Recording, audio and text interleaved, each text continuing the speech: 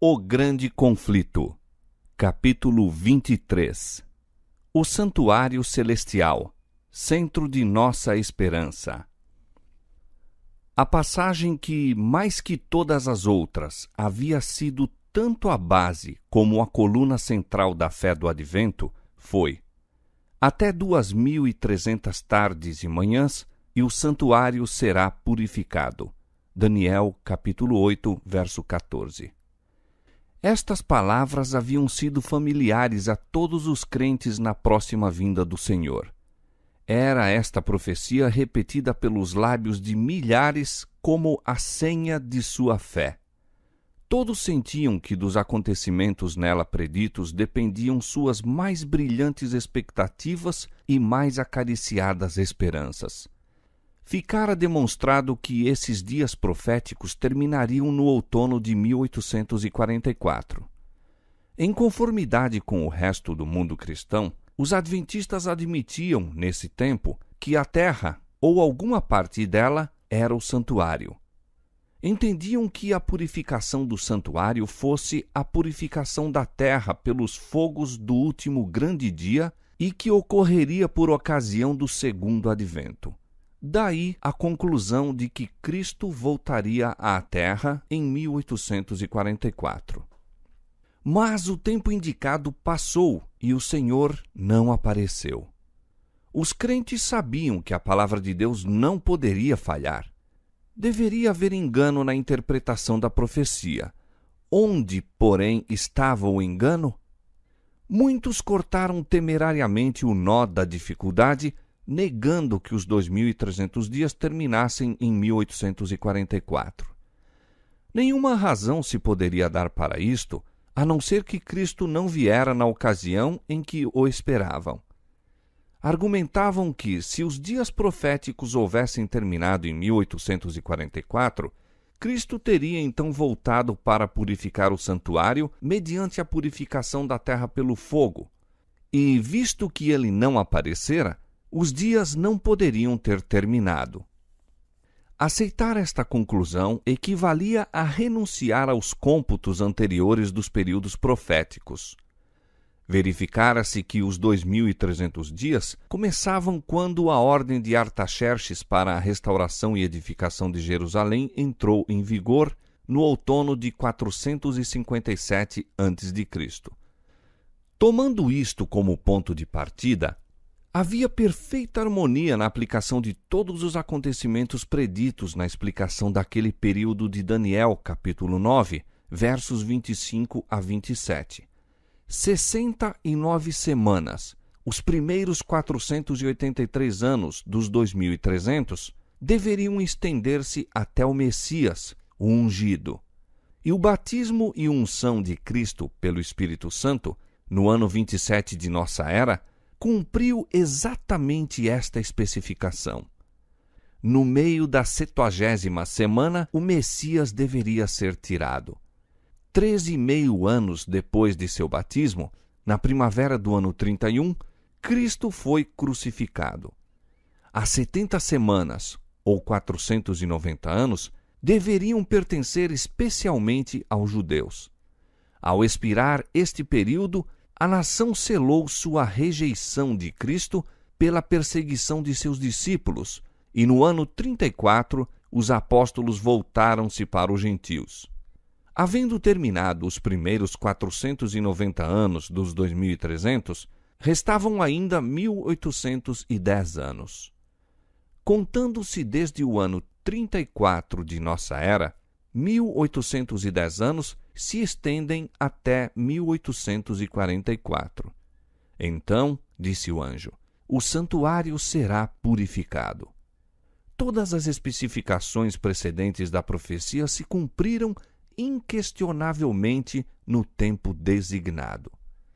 Nesse cálculo, tudo era claro e harmonioso, exceção feita de não se ter visto em 1844 nenhum acontecimento que correspondesse à purificação do santuário.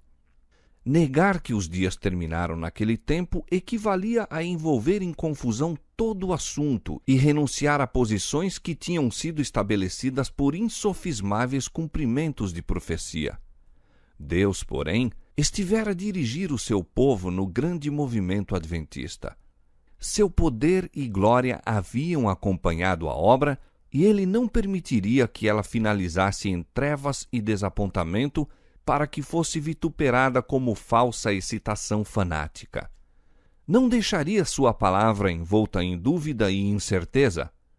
Posto que muitos abandonassem a anterior contagem dos períodos proféticos, negando a exatidão do movimento nela baseado, outros não estavam dispostos a renunciar a pontos de fé e experiência que eram apoiados pelas Escrituras e pelo testemunho do Espírito de Deus. Criam ter adotado, no estudo das profecias, sólidos princípios de interpretação, sendo o seu dever reter firmemente as verdades já adquiridas e continuar o mesmo método de exame bíblico.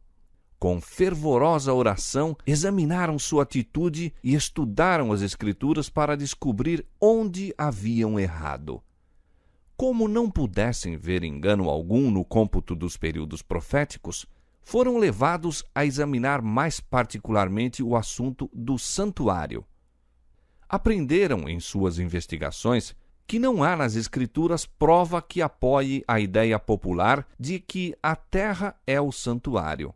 Acharam, porém, na Bíblia, uma completa explicação do assunto do santuário quanto à sua natureza, localização e serviços, sendo o testemunho dos escritores sagrados tão claro e amplo que punha o assunto acima de qualquer dúvida. O apóstolo Paulo, na Epístola aos Hebreus, diz: Ora, também o primeiro tinha ordenanças de culto divino e um santuário terrestre, porque um tabernáculo estava preparado, o primeiro, em que havia o candeeiro e a mesa e os pães da proposição, ao que se chama santuário. Mas depois do segundo véu estava o tabernáculo, que se chama o Santo dos Santos, que tinha um incensário de ouro e a arca do concerto, coberta de ouro toda em redor, em que estava um vaso de ouro, que continha o maná e a vara de Arão que tinha florescido e as tábuas do concerto, e sobre a arca os querubins da glória que faziam sombra no propiciatório. Hebreus capítulo 9, versos 1 a 5. O santuário a que Paulo aqui se refere era o tabernáculo construído por Moisés, por ordem de Deus, como a morada terrestre do Altíssimo. E me farão um santuário e habitarei no meio deles. Êxodo 25, 8. Foi a determinação de Deus a Moisés, enquanto este se achava com ele no monte. Os israelitas estavam a jornadear pelo deserto, e o tabernáculo foi construído de maneira que pudesse ser levado de um lugar para outro. Não obstante, sua estrutura era de grande magnificência. As paredes eram feitas de tábuas em sentido vertical, ricamente chapeadas de ouro e colocadas em encaixes de prata, enquanto o teto se compunha de uma série de cortinas ou coberturas, sendo as de fora de peles e as do interior de linho fino, belamente trabalhado com figuras de querubins. Além do pátio exterior, onde estava o altar das ofertas queimadas, consistia o tabernáculo, propriamente dito, em 2 compartimentos chamados o Lugar Santo e o Lugar Santíssimo, separados por uma rica e bela cortina ou véu. Um véu idêntico cerrava a entrada ao primeiro compartimento. No Lugar Santo estava o castiçal, do lado sul, com 7 lâmpadas a iluminar o santuário, tanto de dia como de noite, e diante do véu, que separava o Lugar Santo do Santíssimo, o altar de ouro para o incenso, do qual a fragrante nuvem com as orações de Israel ascendia diariamente à presença de Deus. No Lugar Santíssimo achava-se a arca, receptáculo de preciosa madeira, coberta de ouro e depositária das 2 tábuas de pedra sobre as quais Deus inscrevera a lei dos 10 mandamentos. Acima da arca e formando a cobertura desse receptáculo sagrado, estava o propiciatório, magnificente obra de artífice encimada por 2 querubins, um de cada lado, e tudo trabalhado em ouro maciço. Neste compartimento, a presença divina se manifestava na nuvem de glória entre os querubins. Depois da localização dos hebreus em Canaã, o tabernáculo foi substituído pelo Templo de Salomão, que, conquanto fosse uma estrutura permanente e de maior escala, observava as mesmas proporções e era guarnecido de modo semelhante.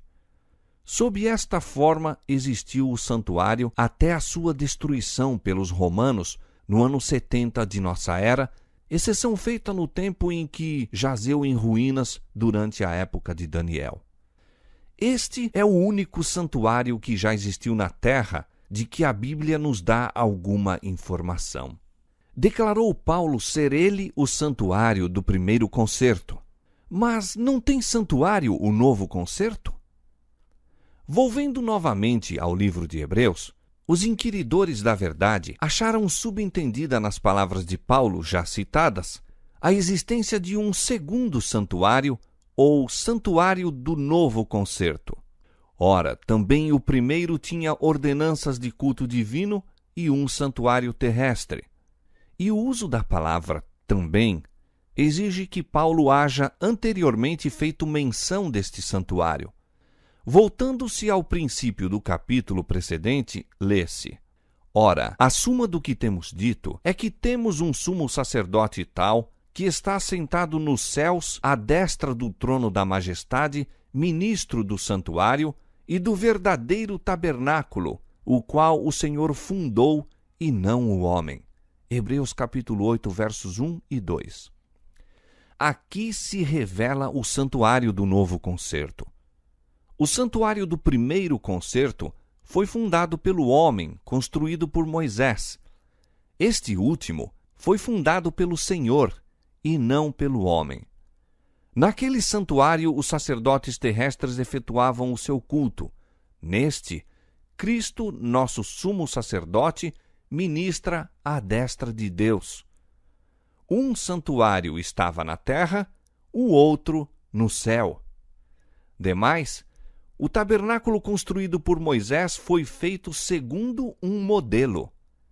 O Senhor lhe ordenou: conforme a tudo o que eu te mostrar para modelo do tabernáculo e para modelo de todos os seus vasos, assim mesmo o fareis.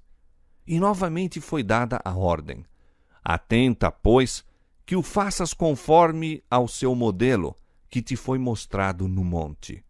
Êxodo capítulo 25, versos 9 e 40.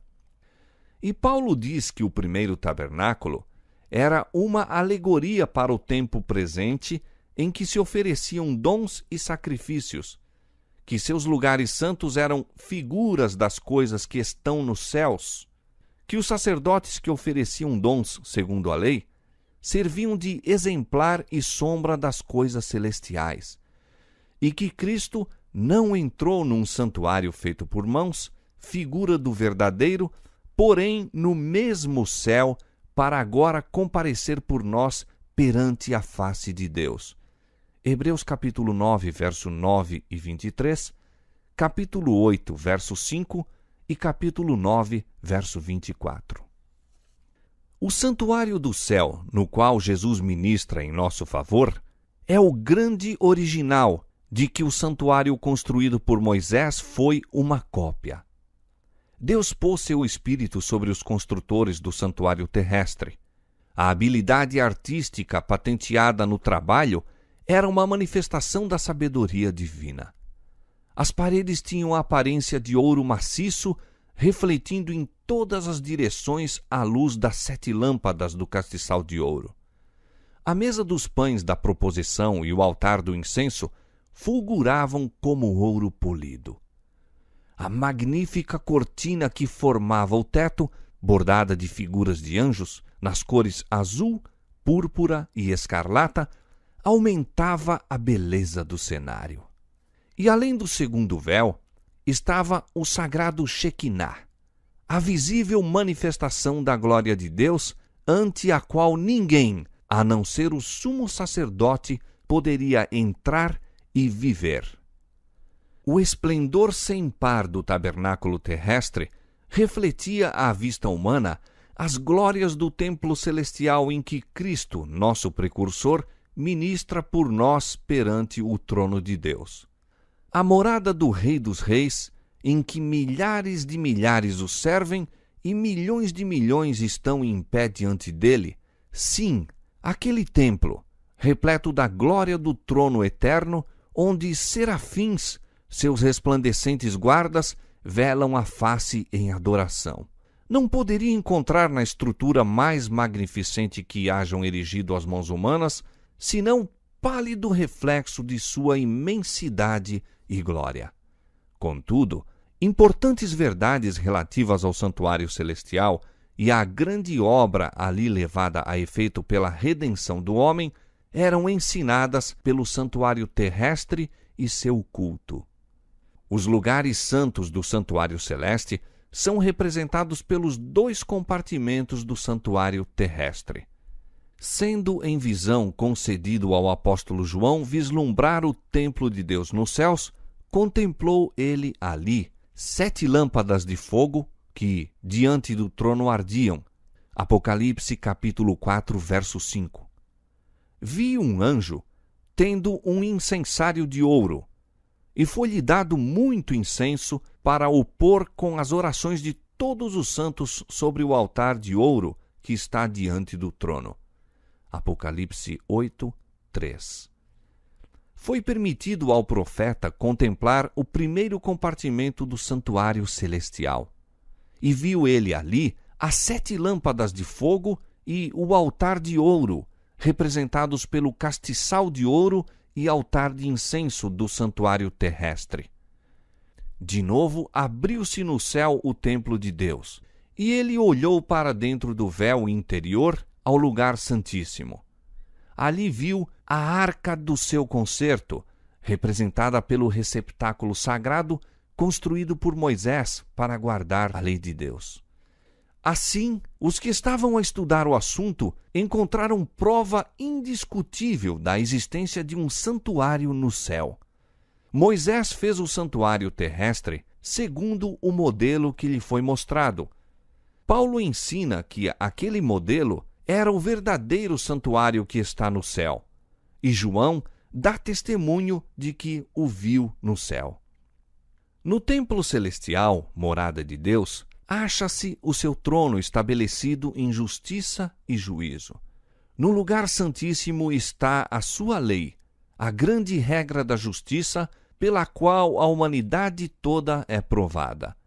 A arca que encerra as tábuas da lei se encontra coberta pelo propiciatório, diante do qual Cristo, pelo seu sangue, pleiteia em prol do pecador. Assim se representa a união da justiça com a misericórdia no plano da redenção humana. Somente a sabedoria infinita poderia conceber esta união e o poder infinito realizá-la. É uma união que enche o céu todo de admiração e adoração. Os querubins do santuário terrestre, olhando reverentemente para o propiciatório, representam o interesse com que a hoste celestial contempla a obra da redenção. Este é o mistério da misericórdia a que os anjos desejam atentar.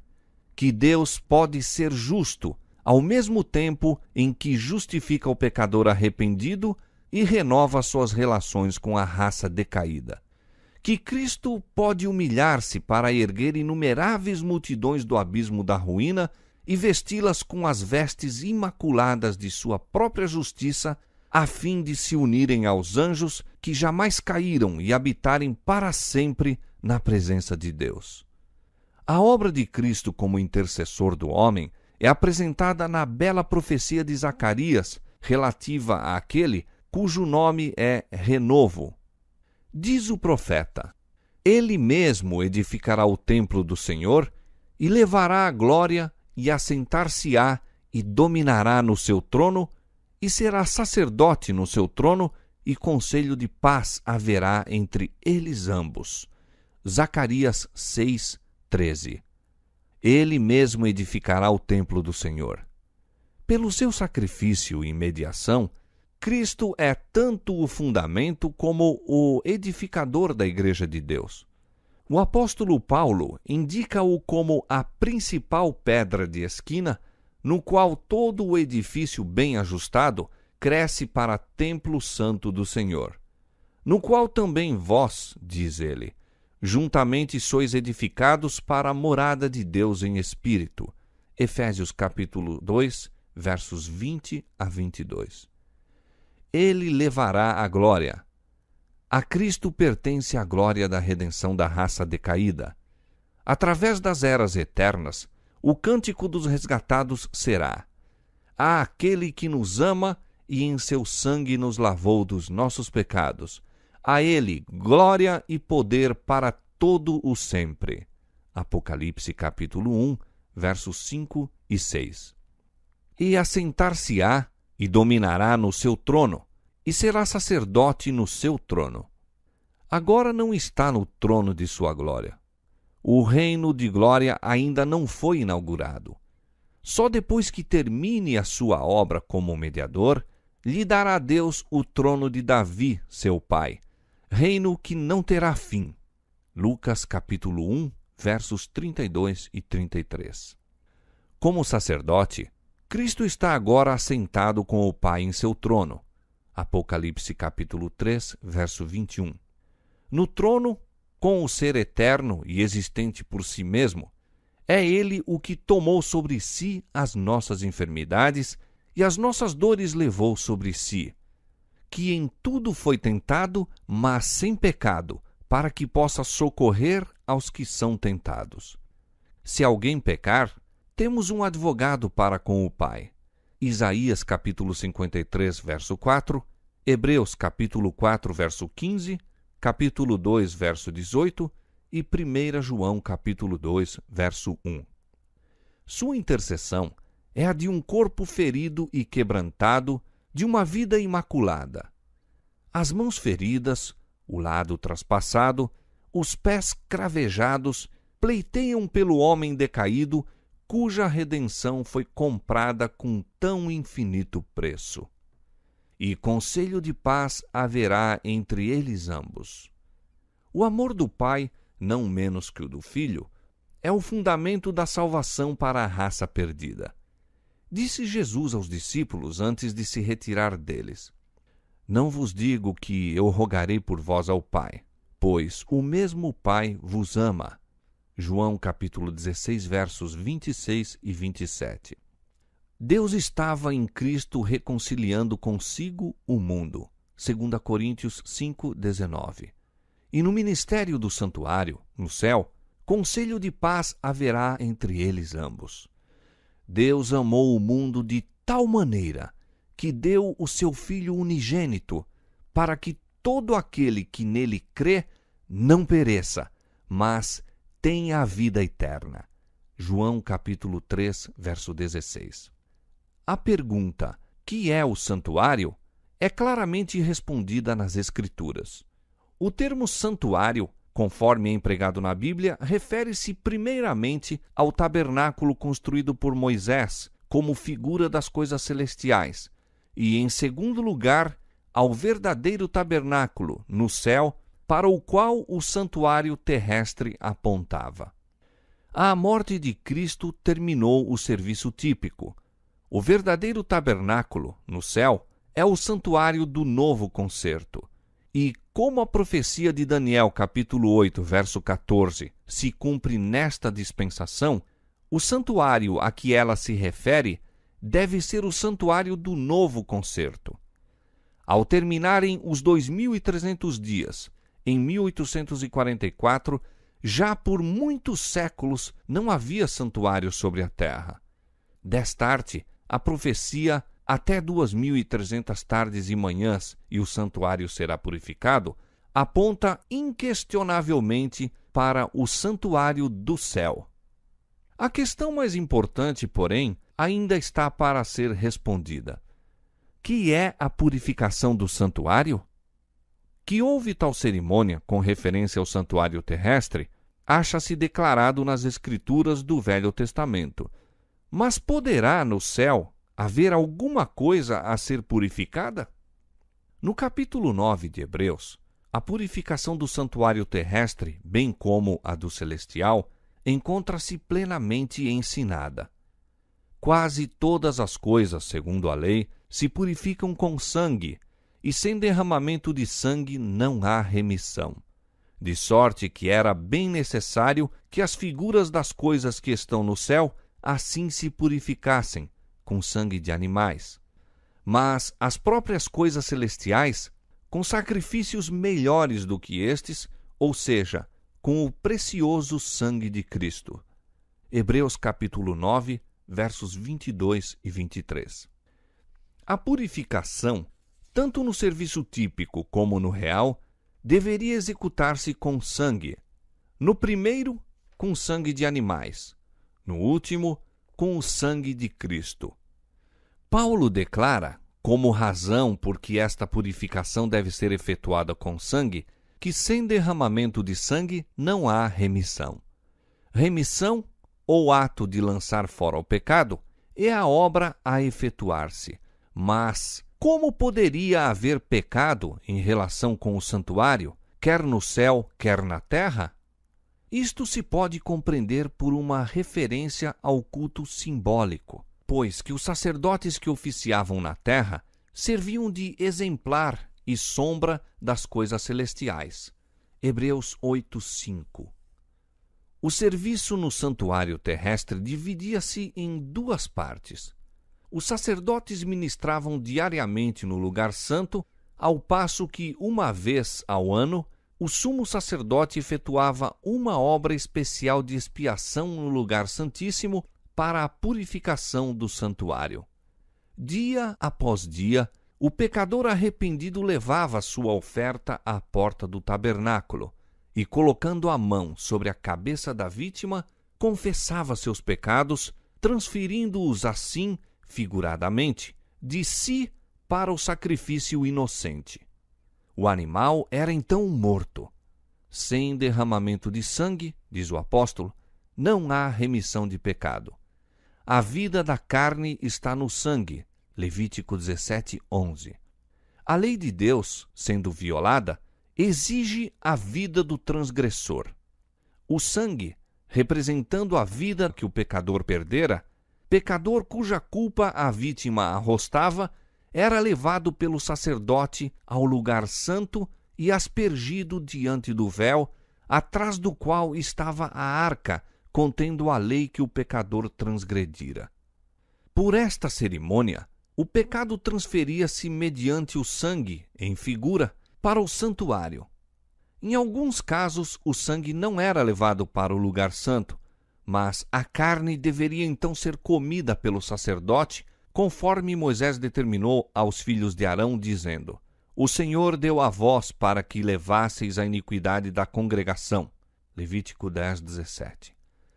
Ambas as cerimônias simbolizavam, de igual modo, a transferência do pecado do penitente para o santuário.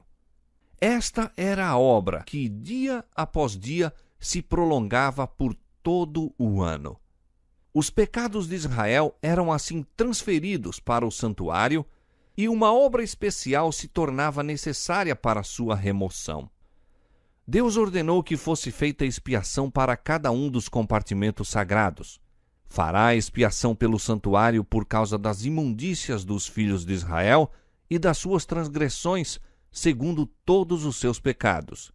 E assim fará para a tenda da congregação, que mora com eles no meio das suas imundícias. Devia também ser feita expiação pelo altar, para o purificar e santificar das imundícias dos filhos de Israel. Levítico capítulo 16, versos 16 e 19. Uma vez por ano, no grande dia da expiação, o sacerdote entrava no lugar santíssimo para a purificação do santuário. A obra ali efetuada completava o ciclo anual do ministério. No dia da expiação, 2 bodes eram trazidos à porta do tabernáculo e lançavam-se sortes sobre eles, uma sorte pelo Senhor e a outra sorte pelo bode emissário. Levítico capítulo 16, verso 8. O bode sobre o qual caía a sorte do Senhor deveria ser morto como oferta pelo pecado do povo. E devia o sacerdote trazer o sangue do bode para dentro do véu e aspergi-lo sobre o propiciatório e diante do propiciatório. Devia também aspergir o sangue sobre o altar de incenso que estava diante do véu. E Arão porá ambas as suas mãos sobre a cabeça do bode vivo, e sobre ele confessará todas as iniquidades dos filhos de Israel e todas as suas transgressões, segundo todos os seus pecados. E os porá sobre a cabeça do bode, e enviá-lo-á ao deserto pela mão de um homem designado para isso. Assim, aquele bode levará sobre si todas as iniquidades deles à terra solitária. Levítico capítulo 16, verso 21 e 22. O bode emissário não mais vinha ao acampamento de Israel e exigia-se que o homem que o levara lavasse com água a si e suas vestes antes de voltar ao acampamento.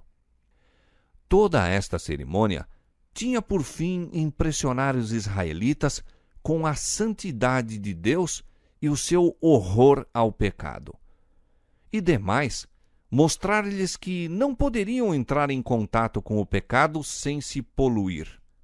Exigia-se que, enquanto a obra de expiação se efetuava, cada homem afligisse a alma. Todas as ocupações deviam ser postas de parte e toda a congregação de Israel passar o dia em solene humilhação diante de Deus, com oração, jejum e profundo exame de coração. Importantes verdades concernentes à expiação eram ensinadas pelo culto típico. Um substituto era aceito em lugar do pecador, mas o pecado não se cancelava pelo sangue da vítima. Provia-se desta maneira um meio pelo qual era transferido para o santuário. Pelo oferecimento do sangue, o pecador reconhecia a autoridade da lei, confessava sua culpa na transgressão e exprimia o desejo de perdão pela fé num Redentor vindouro. Mas não ficava ainda inteiramente livre da condenação da lei. No dia da expiação, o sumo sacerdote, havendo tomado uma oferta da congregação, entrava no lugar santíssimo com o sangue desta oferta e o aspergia sobre o propiciatório, diretamente sobre a lei, para satisfazer as suas reivindicações. Então, em caráter de mediador, tomava sobre si os pecados e os retirava do santuário. Colocando as mãos sobre a cabeça do bode emissário, confessava todos esses pecados, transferindo-os, assim, figuradamente, de si para o bode. Este os levava, então, e eram considerados como para sempre separados do povo. Tal era o serviço efetuado como exemplar e sombra das coisas celestiais. E o que fazia tipicamente no ministério do santuário terrestre é feito na realidade no ministério do santuário celestial. Depois de sua ascensão, começou nosso Salvador a obra como nosso sumo sacerdote. Diz Paulo: Cristo não entrou num santuário feito por mãos, figura do verdadeiro, porém no mesmo céu, para agora comparecer por nós perante a face de Deus. Hebreus capítulo 9, verso 24. O ministério do sacerdote, durante o ano todo, no primeiro compartimento do santuário, para dentro do véu que formava a porta e separava o lugar santo do pátio externo, representa o ministério em que entrou Cristo ao ascender ao céu. Era a obra do sacerdote no ministério diário, a fim de apresentar perante Deus o sangue da oferta pelo pecado, bem como o incenso que acendia com as orações de Israel. Assim pleiteava Cristo com seu sangue perante o Pai, em favor dos pecadores, apresentando também, com o precioso aroma de sua justiça, as orações dos crentes arrependidos. Esta era a obra ministerial no primeiro compartimento do santuário celeste. Para ali, a fé dos discípulos acompanhou a Cristo, quando, diante de seus olhos, ele ascendeu. Ali se centralizara sua esperança, e esta esperança, diz Paulo, temos como âncora da alma segura e firme, e que penetra até o interior do véu, onde Jesus, nosso precursor, entrou por nós, feito eternamente sumo sacerdote. Nem por sangue de bodes e bezerros, mas por seu próprio sangue entrou uma vez no santuário, havendo efetuado uma eterna redenção. Hebreus capítulo 6, verso 19 e 20, capítulo 9, verso 12. Durante 18 séculos, este ministério continuou no primeiro compartimento do santuário. O sangue de Cristo, oferecido em favor dos crentes arrependidos, assegurava-lhes perdão e aceitação perante o Pai. Contudo, ainda permaneciam seus pecados nos livros de registro.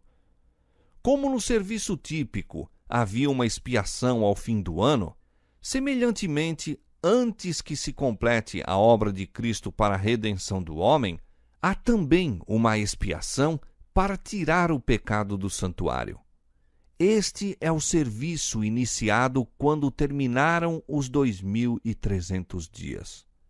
Naquela ocasião, conforme fora predito pelo profeta Daniel, nosso sumo sacerdote entrou no lugar santíssimo para efetuar a última parte de sua solene obra, purificar o santuário.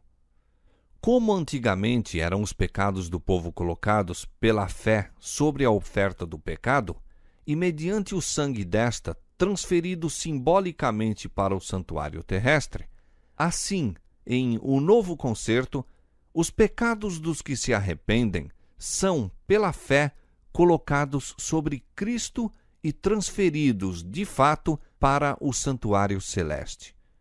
E como a purificação típica do santuário terrestre se efetuava mediante a remoção dos pecados pelos quais se poluíra, igualmente, a purificação real do santuário celeste deve efetuar-se pela remoção ou apagamento dos pecados que ali estão registrados. Mas, antes que isso se possa cumprir, deve haver um exame dos livros de registro para determinar quem, pelo arrependimento dos pecados e fé em Cristo, tem direito aos benefícios de sua expiação. A purificação do santuário, portanto, envolve uma investigação, um julgamento. Isto deve efetuar-se antes da vinda de Cristo para resgatar seu povo, pois que, quando vier, sua recompensa estará com ele para dar a cada um segundo as suas obras. Apocalipse capítulo 22, verso 12. Desta arte, os que seguiram a luz da palavra profética viram que, em vez de vir Cristo à Terra, ao terminarem em 1844 os 2.300 dias, ele entrou então no lugar santíssimo do santuário celeste a fim de levar a efeito a obra final da expiação preparatória à sua vinda.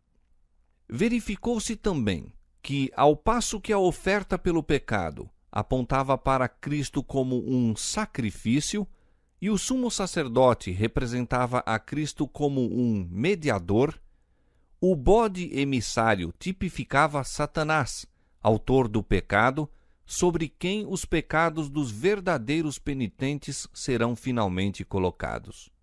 Quando o sumo sacerdote, por virtude do sangue da oferta pela transgressão, removia do santuário os pecados, colocava-os sobre o bode emissário. Quando Cristo, pelo mérito de seu próprio sangue, remover do santuário celestial os pecados de seu povo, ao encerrar-se o seu ministério, ele os colocará sobre Satanás, que na execução do juízo deverá arrostar a pena final. O bode emissário era enviado para uma terra não habitada, para nunca mais voltar à congregação de Israel. Assim, será Satanás para sempre banido da presença de Deus e de seu povo, e eliminado da existência na destruição final do pecado e dos pecadores.